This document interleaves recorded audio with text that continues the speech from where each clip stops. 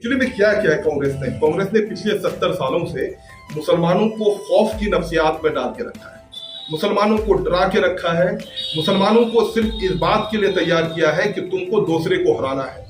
कांग्रेस ने खास करके जावेद साहब ने, और जावेद साहब के पूरी पॉलिटिकल लाइफ अगर आप देखेंगे तो उन्होंने यही कोशिश की है कि सिर्फ मुसलमानों को खास करके सीमांचल के डरा करके वोट लिया जाए कि देखो अगर तुम हमको वोट नहीं दोगे तो फला पार्टी जीत जाएगी, चाहे वो कुछ काम करे या नहीं करे। आज देखिए पिछले 5 साल में पहली मर्तबा यहाँ पे दिख रहे हैं लोगों को। आज भी हालत ये है कि गाड़ी से इस चिलचिलाती धूप में वो निकल नहीं पा रहे हैं, क्योंकि इस चिलचिलाती धूप में निकलने की आदत नहीं है।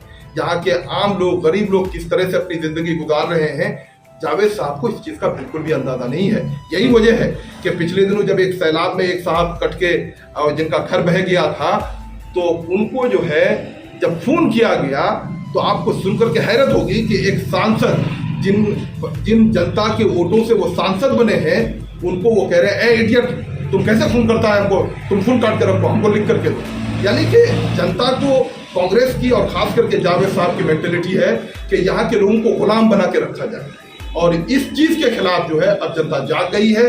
पूरे डगरवा में देखिए, बायसी में देखिए, हर जगह आप जाकर के देखिए तो आपको अंदाजा होगा कि जनता आपकी बार मुंहतोड़ जवाब देने के लिए तैयार है।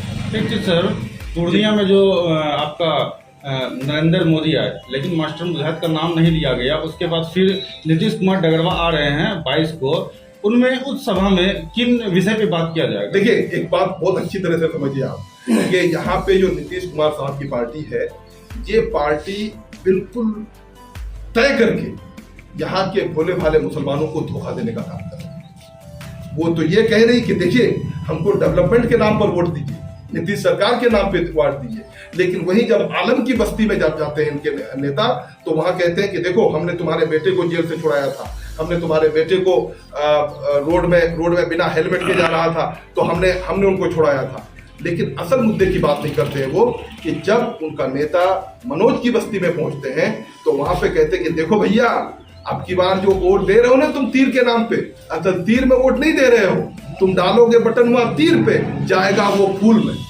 तो ये जो है बिल्कुल दोगला राजनीति होगी। उनको अच्छी तरह से पता है कि यहाँ के लोग जो है फूल के नाम पे वोट नहीं देंगे, इसलिए वो तीर के जरिए से जो है लोगों को घायल कर रहे हैं और नफरत के फूल में ले आकर के वोट दे रहे हैं। ये उनकी हमेशा की राजनीति रही है। केंद्र सरकार का इस बार नारा है कि 400 पार, क्या उसी को बिल्कुल आप सही कह रहे हैं कि केंद्र सरकार के जो नारा है, केंद्र सरकार नहीं मोदी सरकार का जो नारा है कि अब की बार 400 पार, उसी को पूरा करने के लिए यहाँ पे जो इतनी बड़ी जो माइनॉरिटीज की जो बस्तियां हैं, इन बस्तियों में वो जानते हैं कि नफरत के फूल को यहाँ पे खिलने नहीं दिया जाएगा, इसलिए वो नफरत का तीर लेकर के आए कि तीर से यहाँ के लोगों को घायल किया जाए ताकि नफरत का फूल को खिलाया जा सके। ये बड़ा अफसोस का और चिंता का विषय है।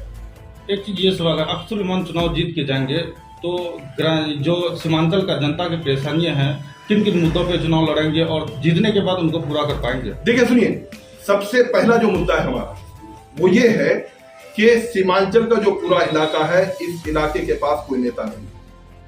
यहाँ से जब भी कोई प्रतिनिधि चुन के गया है वो सिर्फ प्रतिनिधि रह गया है, वो दिल्ली और पटना में बैठे हुए सरकार और बड़ी बड़ी पार्टियों का यसमैन बन के रह गया है। ये जाकर के अपने हक के बारे में बात नहीं कर पा रहे, अपने इलाके के मसाइल के लिए बात नहीं कर पा रहे, यहाँ के लोग जो परेशान हैं उनकी परेशानियों पे बात नहीं कर पा रहे। ये जाकर के नीतीश बाबू, लालू जी, मोदी जी और राहुल जी, इन तमाम लोगों का यसमैन बन के रह गए। अख्तरुल ईमान साहब के साथ और डॉक्टर जनाब बैरिस्टर असदुद्दीन अवैसी साहब की सरबराही में जो हमारी पार्टी कर रही है, हम बेज़बान लोगों की ज़बान कर रहे हैं। अब जब तक कोई इलाका या कोई कम्युनिटी उसका अगर नेता नहीं होगा तो तब तक जो है उस इलाके के मसाइल हल नहीं होंगे। मैं ये बात बिल्कुल बहुत ही एम्फेसिस के साथ ये बात कहना चाह रहा हूँ कि कोई आप जब यहाँ पे एमएलए बनाते हैं तो उनके पास कोई अलाउद्दीन का चिराग नहीं आ जाता है, लेकिन जब तक आप अपने नेता को बोलने के लिए नहीं कहिएगा जब तक वो असेंबली में बोलेंगे नहीं, आपके इलाके की तस्वीर नहीं बदलेगी। जब इलाके में बोला, जब पार्लियामेंट में बोलेंगे तो तमाम मसले जो है एक से एक हल होते जाएंगे। जनता का एक सवाल है कि जनता का सवाल ये है कि एआईएम से हमने 5 विधायक को जिताया, लेकिन 4 विधायक जो है पलटी मार चले गए। इस बार भी ऐसा तो नहीं कि अख्तरुल इमान साहब जीतने के बाद वो भी किसी और पार्टी में विलय हो जाएंगे? देखिए, जनता को ये पता है कि जब पूरी आंधी छोटे छोटे पेड़ पौधे तमाम को उखाड़ के लेके चले गए तो अख्तरुल इमान को हिला नहीं पाया। अख्तरुल इमान साहब ने कहा था कि नीतीश सरकार को मालूम होना चाहिए कि किसी बैंक में वो नोट नहीं बना है जो अख्तरुल इमान साहब को खरीद पाए। और आपको बताएं, ये कौन लोग बोल रहे हैं? ये कांग्रेसी बोल रहे हैं जिनका चीफ मिनिस्टर जाकर के बीजेपी के गोद में बैठ गया है, जिनका 300 से ज्यादा एमएलए उनकी पार्टी छोड़ के बीजेपी में बैठ गया है। ये वो लोग अफवाहें फैला रहे हैं। ठीक है भाई, ये हमारे विधायक थे, ये छोड़ के चले गए, इनको गलतफहमी हो गई थी कि हम जाकर के वहां पे बड़ी तरक्याती काम कर लेंगे। उनको अब अफसोस हो रहा है, उनको पछतावा हो रहा है। अब मुझे पूरी उम्मीद है कि आप देखिएगा आने वाले इलेक्शन में फिर वो आने का रास्ता खोजेंगे। लेकिन इंशाअल्लाह अब पार्टी ने ये तय कर लिया है कि पार्टी जो है अब ऐसे लोगों को ही आगे बढ़ाएगी जो इस इलाके के दर्द को हल करने के लिए पार्टी की कोर आइडियोलॉजी से पार्टी के हम होगी, पार्टी की आइडियोलॉजी को आगे बढ़ाएगी इंशाअल्लाह। धन्यवाद।